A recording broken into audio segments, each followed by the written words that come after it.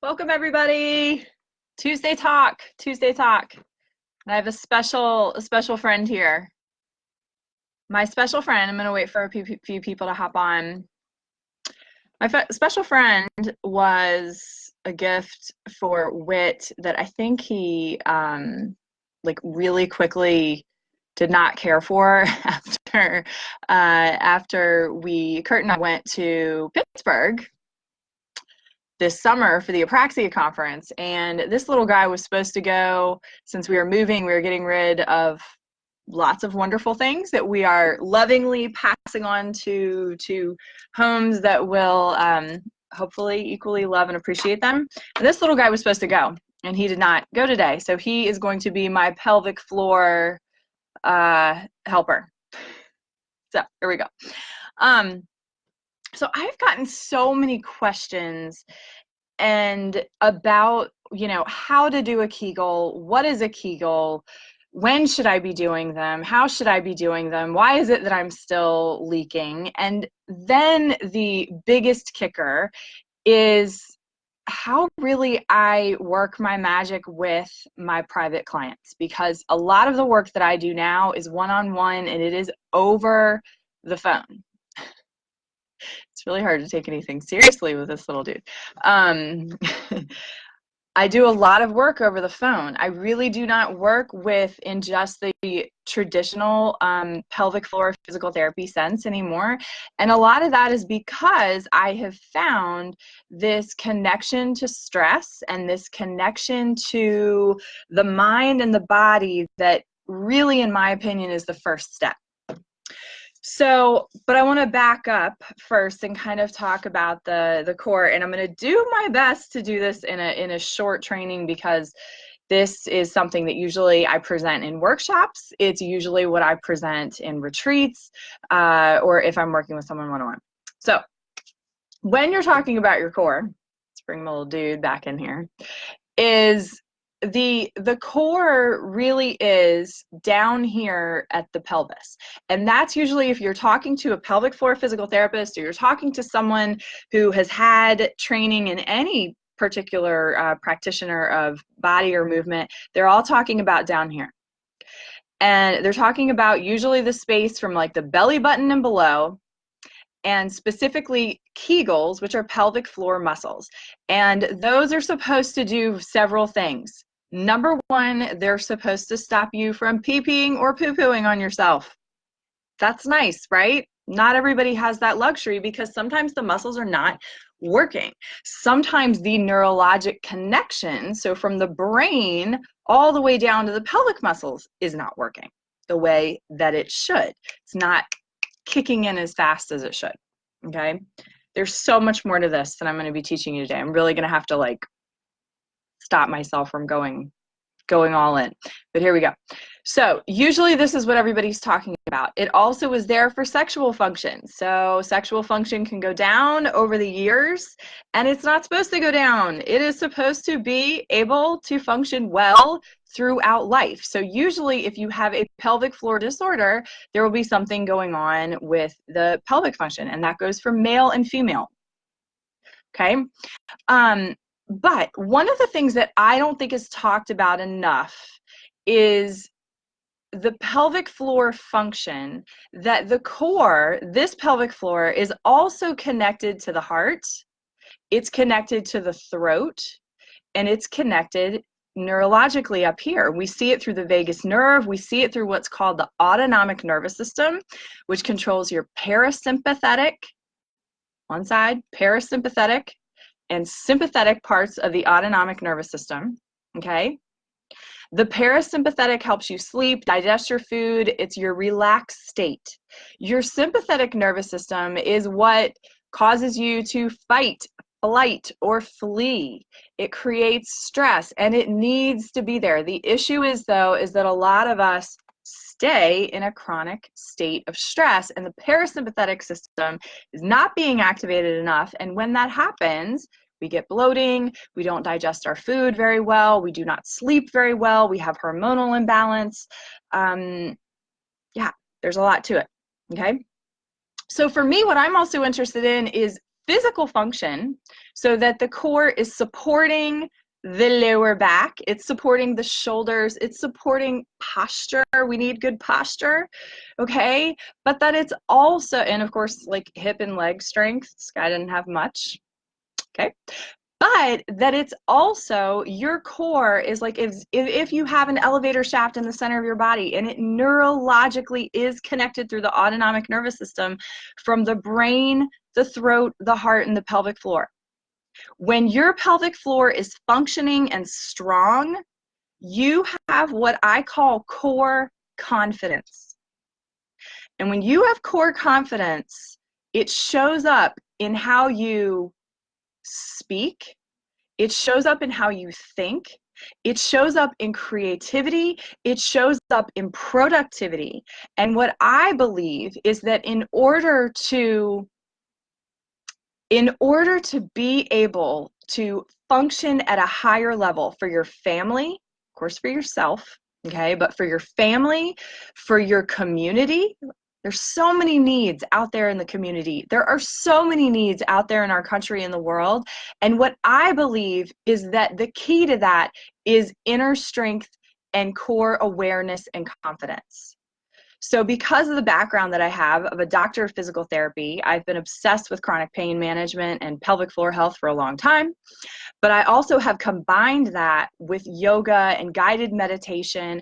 I'm very interested in mindfulness. I'm really interested in the mind and the body and how they are intimately connected, because they're so intimately connected. And if we are all up here all day long, then we're kind of running around like a chicken with your head cut off, or in this case, whatever Blue Monkey's name is with his head cut off, right? We're not really embodying down here. A lot of people get so upset at their bodies, and you know, I could pick on all sorts of groups, but let's say just women that are in the perimenopause stage of their life or in the menopausal or beyond stage of their life, is they get to this, and perimenopause actually starts around age 35, 36, okay? So, but when you get into that phase of your life, your body is not doing what it used to do. You're not recovering as fast as you are. You're not able to eat or drink the same way. You're not sleeping the same way. Things change, and it's frustrating. But it doesn't have to be, because when you connect these two, your body really is just talking to you and saying that something is off. If we want to be functional and thriving members of our family, our homes, our community, and if we really want to make and support change in the world, I believe it comes from the core. So a lot of what I do with my private clients, when I'm working with them one-on-one, I usually do it over the phone. And I don't really speak about it very much because it feels weird to toot my own horn, I guess, or I don't know, whatever you want to call it. But I don't speak very much about the fact of why I do that. I do it for several reasons, but the main reason that I do it is that when you are looking somebody in the eyes, you usually are not 100% truthful. And usually if someone is calling you to more and they're saying, hey, come on, you can step into this. This is possible for you. You're saying you want that. Is that true? If they're asking you questions, usually you're not going to be quite as truthful and able to hear the information if you have somebody sitting right there in front of you and you are kind of in what I call people-pleasing mode. You can only hear about, I don't know, however much, 50% of it. Hearing and listening and integrating are very different tasks. So what I find is that not only does my intuition greatly increase, and so that is a God-given gift that I have, is to be able to word and question things in a way that helps create big shifts for people very quickly. But it's also picking up on the intuition of, have you considered this? Have you thought about this? This is what I'm feeling. This is what I'm seeing. That's the magic of it. But it's also connecting the mind with the body. So I'm going to give an example today, and hopefully I'm not going to allude to anything.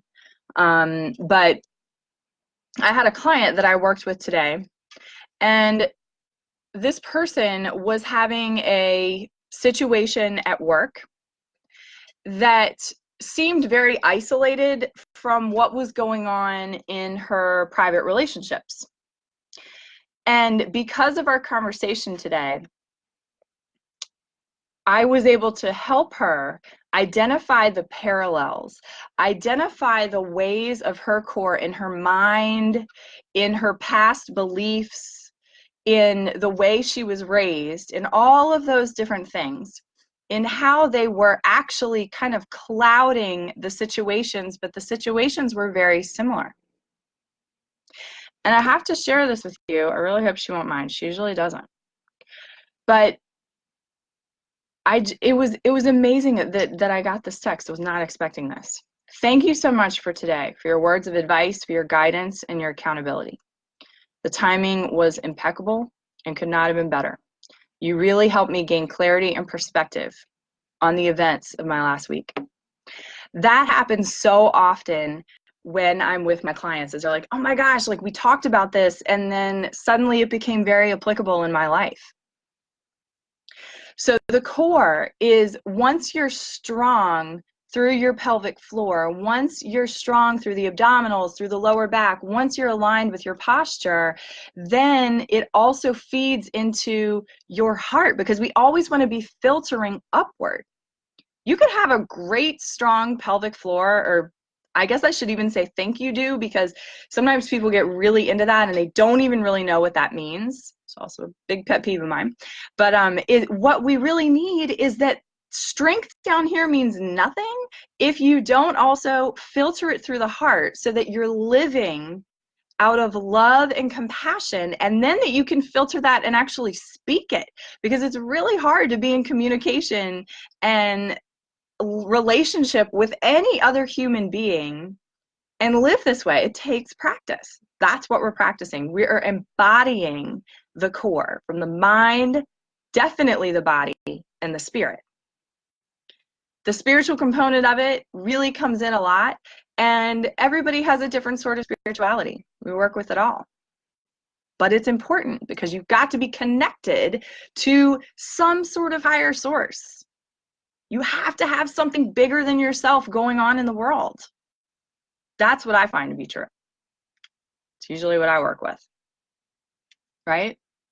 Right. Okay. You can say I'm right, because I have to be right, because it's just me.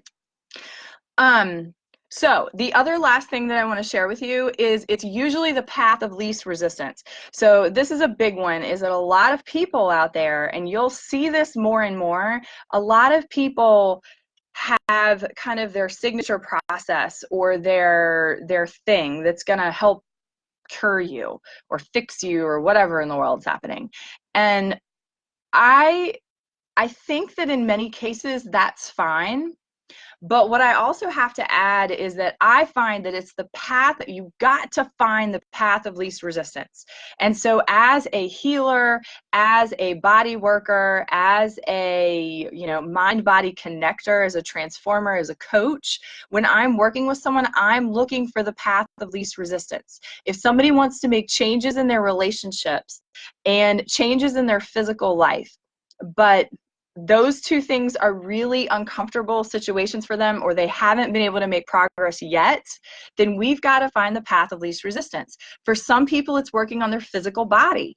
They really are interested in, okay, how do I do a Kegel? How do I posture myself? What is the exercise movements that I should be doing? What are the nutrition things? They really focus on the physical.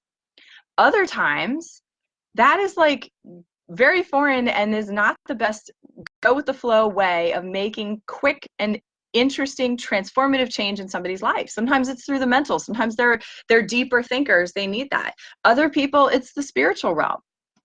You get them talking about and reconnected with their spirituality, with something higher than themselves, with God, or whatever they choose to call it, you're going to see results. So that is another big thing that I do when I focus with people, is go with the flow. What is the path of least resistance? Is it the mind? Is it the body? Is it the spirit? Because that's what we've got to discover together when I'm working with someone, so that we can really truly bring about the changes that you keep saying that you want. So I can't believe I kept this 15 minutes. Thank you for helping me. I love Pittsburgh Monkey, who will soon probably be going away. And if you want him, let me know. I'll mail him to you. Thank you for joining me. If you have any questions, if there's something else that you want to hear, please let me know. I am no longer accepting clients for December, but starting in January, I will be. So if you're interested in learning more about the programs and what I have to offer, please shoot me a message and I will hook you up with my assistant, Kim, the amazing Kim, who can help schedule an appointment for you in January or beyond. So you all have a wonderful day and happy December. I'll talk to you soon. Bye.